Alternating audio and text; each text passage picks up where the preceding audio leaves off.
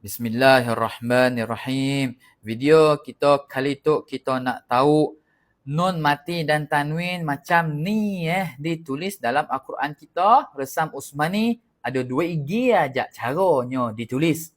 Cara yang pertama, nun matinya ada tanda sukun.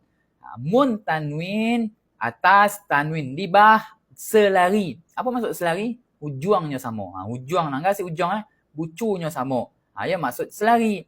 Tanwin atas selari, tanwin di bawah selari, tanwin depan 69. Terbalik macam tu 69 kita namakan tanwin 69.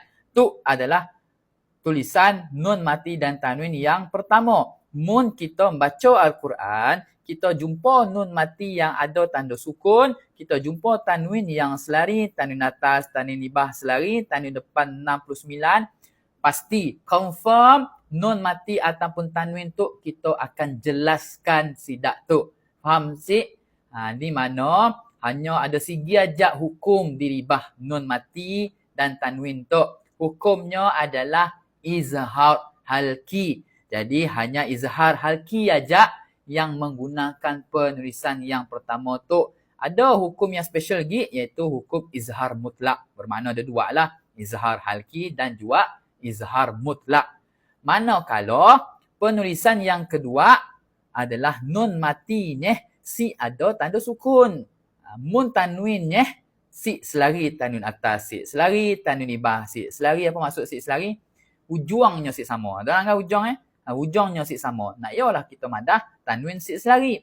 Tanwin depan 99. Jadi mun kita membaca Al-Quran, kita jumpa duk igi tu nun mati si ada tanda sukun, tanwin si selari, tanwin depan 99, confirm, pasti sidak tu akan kita dengungkan sidak tu dengan 2 harakat, melainkan kalaulah huruf selepas sidak 2 tu adalah huruf lam dan juga huruf ra.